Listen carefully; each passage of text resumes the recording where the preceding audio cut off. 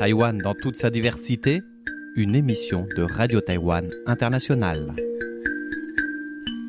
Bonjour à toutes et à tous, c'est Sasa qui vous retrouve pour le dernier épisode en compagnie de Victor Besnier et de Pierre Lucas qui ont effectué il y a quelques mois une étude de terrain sur l'agriculture dans la plaine de Pingtung au sud de Taïwan dans le cadre de leur Master 2 à AgroParisTech. C'est donc l'occasion pour nous de nous pencher sur la diversité de l'agriculture taïwanaise à travers une approche micro, puisque sur leur zone d'étude qui ne faisait que 50 km², ils ont pu observer des pratiques agricoles variées qui sont le fruit de l'histoire, de facteurs économiques, juridiques, ainsi que de trajectoires familiales. Si vous n'avez pas encore écouté les précédents épisodes, vous pouvez bien sûr les retrouver sur notre site sous l'émission Taïwan dans toute sa diversité. Aujourd'hui, pour ce dernier volet, nous allons parler d'une zone que nous n'avions que brièvement évoquée la semaine dernière, la terrerie industrielle de Laopi. J'ai aussi interrogé Pierre et Victor sur le travail des femmes dans leur zone d'étude, sur l'installation de panneaux solaires comme source de revenus pour les agriculteurs, sur le niveau de leurs revenus et pour terminer sur une note un peu plus personnelle, ils expliqueront ce qui les a amenés à effectuer leurs recherches de terrain à plus de 10 000 km de la France, ce qui les a marqués dans cette expérience interculturelle à Taïwan. Et ce, toujours en compagnie du rocker de la campagne Lin Shenxiang.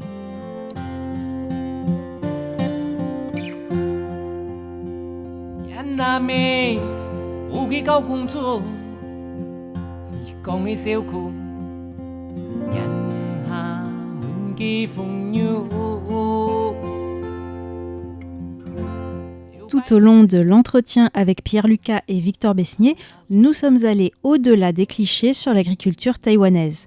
D'ailleurs, eux aussi ont été quelque peu surpris puisqu'ils s'attendaient à trouver surtout des rizières. Mais sur le site de leur terrain, c'était plutôt des arbres fruitiers ou des araignées, car Pingtung est l'un des principaux comtés où est produite et chiquée la noix d'arec.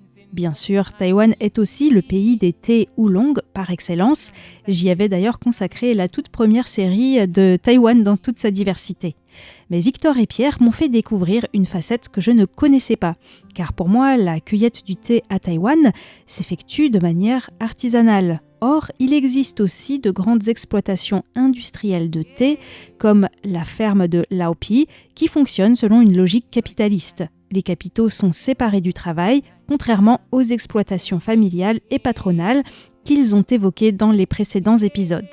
En plus, d'après ce que j'ai pu trouver sur Internet, la terrerie de Laopi pratique la e-agriculture, c'est-à-dire que la récolte du thé est mécanisée, l'irrigation est automatisée, des capteurs permettent de surveiller l'état des sols, ce qui contraste avec la plupart des plantations de thé à Taïwan. On écoute Pierre nous en dire un peu plus sur cette ferme de Laopi. Jusque au plus loin on a réussi à remonter, ça remonte à la période coloniale japonaise, et donc c'était en fait une exploitation tenue par des Japonais qui produisaient en fait de l'ananas qui était destiné à faire des ananas de conserve, principalement amené à être exporté. Voilà, il y avait une usine qui était aussi sur le site où les ananas étaient directement mis en conserve. Et donc c'est au moment où en fait les Japonais partent de Taïwan que du coup l'exploitation est saisie par le gouvernement du KMT et petit à petit elle va être privatisée. Et donc c'est des capitaux privés qui vont donc s'emparer de cette exploitation. C'est-à-dire que c'est des actionnaires ou c'est un grand patron ou... Non, c'est-à-dire qu'en fait les parts de cette entreprise vont être vendues à des actionnaires privés et donc on va avoir un actionnaire majoritaire, Taiwan Pineapple Company. Et donc ensuite il me semble que c'est dans les années 2000 qu'il va y avoir une faillite puisqu'en fait le dirigeant du groupe va être empêtré dans un scandale de détournement de fonds, de manipulation de boursière qui va amener en fait l'entreprise à faire faillite. Et à ce moment-là, il va y avoir une période d'une 15aine d'années où en fait temporairement les terres vont être mises en location. Et 2018, le plateau est racheté par une entreprise qui va cette fois-ci en faire une terrerie industrielle. C'est quoi du coup une terrerie ? Une terrerie industrielle, c'est une ferme qui fait du thé. Une plantation de thé. Une terrerie, c'est une plantation. Je connaissais pas le mot, pourtant je suis une grande consommatrice de thé. Mais une terrerie, c'est une exploitation qui produit du thé et on rajoute industriel derrière parce que c'est destiné ensuite à l'industrie. Il y a un centre aussi après de traitement du thé et parce que aussi la collecte du thé dans les champs se fait pas à la main mais par des machines. Ah ouais, d'accord. Ce serait intéressant ça, parce que pour moi, Taïwan, quand même, c'était un pays où le thé se récoltait quand même le plus souvent à la main, c'était quand même, et que c'est pas forcément hyper industriel le thé à Taïwan. Il y a plein de débouchés différents. Après, il faut alimenter le marché du thé de qualité, mais il y a aussi le thé qui va après aller dans les bubble tea, dans les boissons aromatisées au thé. C'est vrai.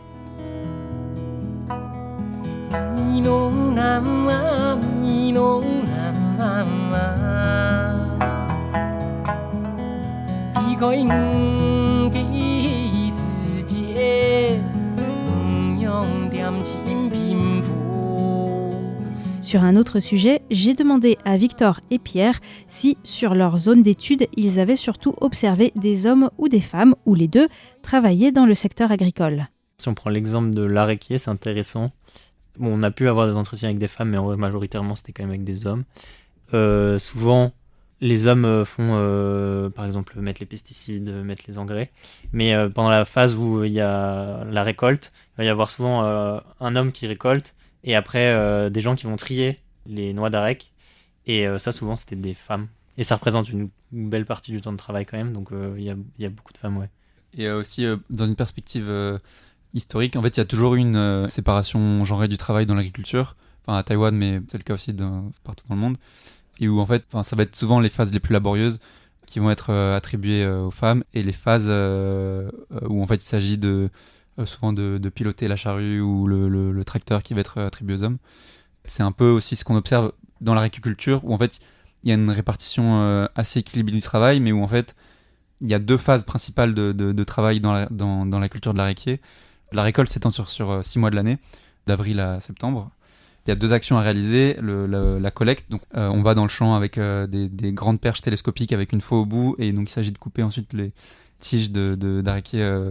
C'est vrai que je me demandais comment on le récoltait d'ailleurs. Et ben voilà, comme ça. Et donc c'est la première phase de la récolte qui en fait souvent est réalisée par les hommes. Et la deuxième phase, c'est l'équeutage. C'est-à-dire qu'en fait il faut prendre les noix et les couper des tiges, qui est une phase qui en fait prend plus de temps que la récolte et qui est principalement réalisée par des femmes.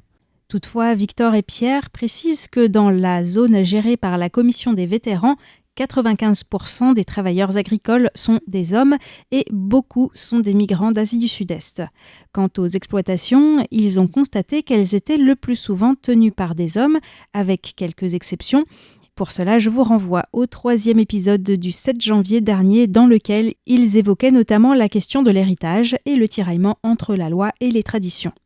J'ai aussi demandé à Pierre et Victor si, comme on peut le constater parfois en France, certains agriculteurs installaient des panneaux solaires pour diversifier leurs sources de revenus.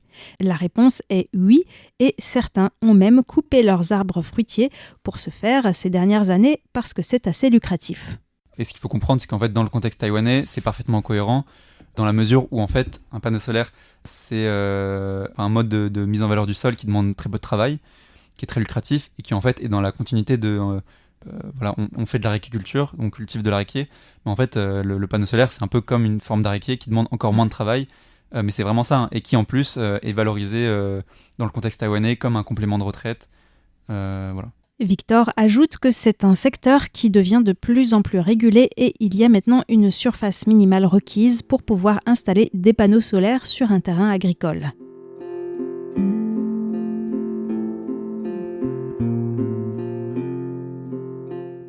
Autre question que j'ai posée à Victor et Pierre, c'est comment les agriculteurs qu'ils ont rencontrés vendent leurs produits. Ils ont indiqué qu'ils les vendaient principalement à des négociants en gros qui les revendent ensuite sur les marchés. Pour la noix d'arec, ce sont les négociants qui fixent le prix en fonction de la demande au niveau national. Tout comme en France, en dehors des circuits courts, ce ne sont pas les agriculteurs qui fixent leur prix.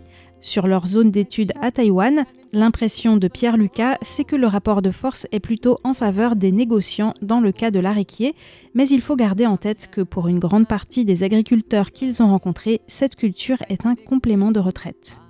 Victor Besnier précise que le prix des denrées agricoles fluctue aussi beaucoup à Taïwan. En général, il augmente suite au typhon.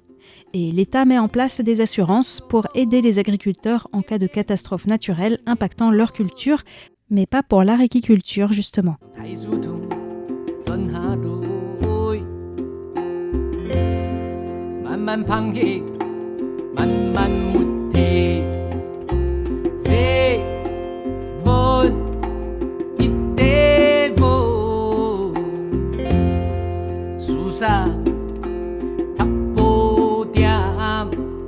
En ce qui concerne le niveau de vie des agriculteurs sur leur zone d'étude, on ne peut pas vraiment généraliser comme l'explique Pierre. Dire agriculteur ne suffit pas pour nommer un métier.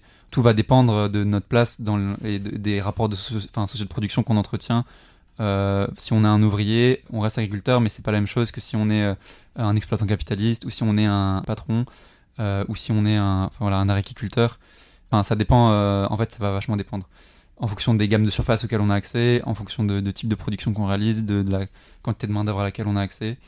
Voilà. Après, moi, le sentiment que j'ai, qu'on est encore en train d'objectiver en fait en faisant des analyses économiques, c'est qu'il y a quand même une grande partie de la valeur qui est produite par les agriculteurs, qui est en fait captée par les agriculteurs eux-mêmes, notamment du fait qu'à Taïwan, il n'y a pas de taxe sur la valeur ajoutée qui est produite par l'agriculture. La situation est assez différente de la France, en raison notamment de la PAC, la politique agricole commune de l'Union européenne, qui constitue une partie non négligeable du revenu agricole en France, mais qui n'existe pas à Taïwan. La fiscalité est aussi différente. L'une des particularités de Taïwan, c'est qu'il n'y a pas de taxe sur la valeur agricole, pas de taxe sur l'eau pour l'irrigation, ni de taxe sur l'héritage des terres agricoles, m'ont indiqué Pierre et Victor. Mais après, à Taïwan, j'ai l'impression qu'il y a une forte histoire des mouvements sociaux organisés par et pour les agriculteurs depuis en fait l'arrivée du Kuomintang avec la réforme agraire. En fait, l'État fait attention à ce qu'il fait avec les agriculteurs parce qu'il sait que c'est une force politique qui est assez importante. Voilà. Après la levée de la loi martiale à la fin des années 1980, les agriculteurs ont organisé de grands mouvements sociaux à Taïwan qui ont porté leurs fruits sur certains points, tels que la protection sociale.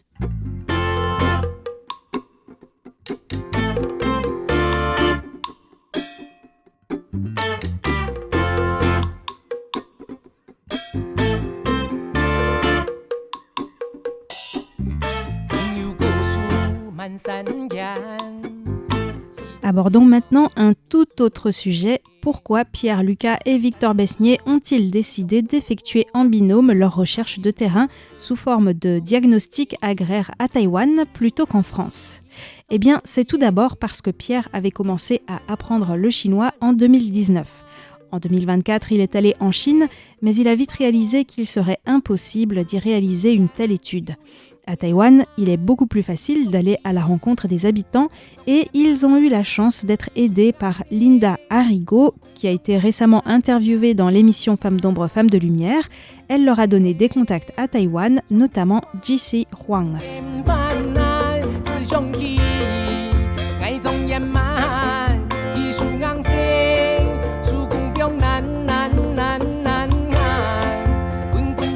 Tu as pu un peu pratiquer ton chinois ici ou vous avez fait plutôt en carrément, anglais mais pas comme moi, Victor aussi. Je me suis mis Ah ouais, waouh. On avait une petite discipline tous les matins aussi de se faire du chinois. En plus, c'est facile parce que j'imagine que vers Pingdong, là-bas, ils parlent beaucoup taïwanais. Oui, ils parlent beaucoup taïwanais. Donc moi, j'étais déçu parce que je me suis dit, je vais faire plein d'entretiens en chinois, je vais travailler mon écoute, ça va être super. Et en fait, tout était en taïwanais. Donc du coup, on a appris quelques mots en taïwanais. C'est super. Mais oui. Donc, est-ce que c'était vraiment différent de ce que vous pensiez avant de partir ? Qu'est-ce qui vous a le plus étonné ici ou... Moi, c'était différent que ce que je pensais avant de partir, mais je savais pas trop à quoi m'attendre avant de partir, donc en fait, je m'attendais un peu à tout. Mais qu'est-ce qui m'a le plus surpris ? La grosse incertitude, c'est qu'on savait pas. On se disait, est-ce qu'on va être bien reçu sur les fermes ? C'était un peu étonnant de venir comme ça et de dire bonjour, on fait une étude de l'agriculture ici, on est deux Français, on parle. On a besoin d'un traducteur, mais en fait les gens nous ont très bien reçus et étaient super sympas.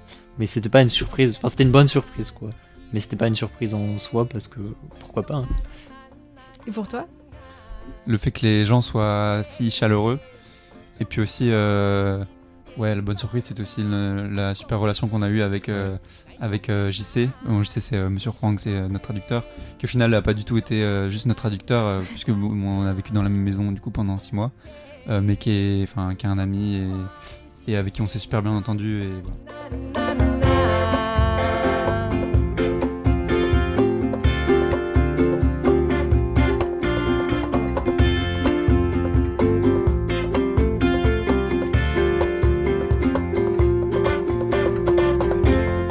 Et oui, à Taïwan, il y a le mandarin, le taïwanais, mais aussi le Hakka que vous avez écouté à travers les paroles de ce chanteur de la campagne, Lin Shenxiang. Et bien sûr, il y a aussi les langues autochtones austronésiennes.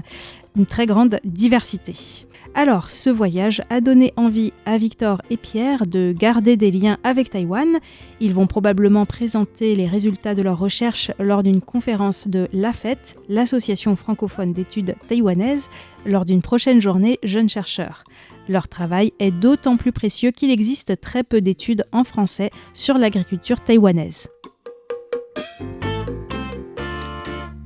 On était très contents de pouvoir venir à Taïwan aussi parce que je sais pas si le nom de René Dumont, c'est un nom qui te parle. C'est un géographe ? René Dumont, c'était un agronome aussi, qui est en fait de la même école de pensée en fait de la même école que nous, et qui en fait était venu à Taïwan dans les années 80 avec l'idée que en fait il n'y a jamais eu trop d'études en fait du développement agricole à Taïwan fait par des francophones à Taïwan, et donc il voulait pallier à ça. René Dumont, c'est pas lui qui s'était présenté à C'est l'élection lui présidentielle ? notamment, il a une petite carrière en écologie politique. Ouais. D'accord. En fait, nous, on était face aussi au constat que 40 ans après, bon, il y avait eu René Dumont dans les années 80, mais en fait, depuis, il n'y avait plus personne. Et aussi, pour l'anecdote, dans notre... on a une bibliothèque qui est tenue par la chaire d'agriculture comparée, où en fait sont compilés tous les mémoires d'étudiants depuis les années 70 qui partent partout dans le monde faire ce genre d'études. C'est marrant parce que tu as des pays où en fait, tu vois, tu as des classeurs énormes. Et puis pour la Chine, tu as 5 pauvres études, et pour Taïwan, 0. Donc vous inaugurez. Et donc c'était aussi une façon d'être pionnier et d'aller sur un terrain qui avait jamais été exploré de cette manière. Et donc voilà. Et donc nous aussi, pour nous, une priorité, c'est d'arriver à réunir les conditions matérielles pour que l'année prochaine, il y ait 1 ou 2 étudiants qui puissent repartir dans une autre zone de Taïwan pour faire une étude, et qui après, si on arrive après à prolonger ça sur suffisamment longtemps, ça pourrait être intéressant puisqu'on pourrait faire du coup des études comparées et avoir une compréhension beaucoup plus globale des dynamiques qui traversent du coup l'agriculture taïwanaise. Il y a donc des perspectives pour les années à venir et il y a vraiment de quoi faire. L'étude de Victor Besnier et Pierre Lucas a permis de mettre en lumière la grande diversité de l'agriculture taïwanaise dans un périmètre de 50 km², un mouchoir de poche à l'échelle du pays. Et c'est que 50 km², donc... C'est fou, quoi. Oui, parce que là, on est dans la nord-est de la plaine, mais si on fait 10 km à l'ouest, on va retrouver du riz, et nous, on n'en a pas vu. Et 10 km au sud, c'est énormément de pisciculture aussi. Je me rappelle qu'avant de partir, j'avais préparé une fiche de vocabulaire spécifique pour les rizières en anglais. Je m'étais dit, ok, donc le canal, ça se dit comme ça, la digue, ça se dit comme ça et tout. Je suis arrivé et il n'y avait pas de riz sur la zone d'études, donc cette fiche n'a jamais été utilisée. Il va donc falloir revenir. On espère donc que d'autres étudiants d'AgroParisTech pourront venir à Taïwan ces prochaines années pour mener des recherches de terrain sur d'autres sites. Voilà, c'est ainsi que s'achève cette série qui, j'espère, vous aura permis d'apprendre des choses intéressantes et que vous ignoriez sur l'agriculture taïwanaise. Je vous retrouve mercredi prochain, cette fois-ci dans l'émission Les joies de l'éco-construction, pour vous faire découvrir l'architecture en bois, chaume et rotin des autochtones Tso. À bientôt. 종아분 대파게 루면 종아분 부임대께 심지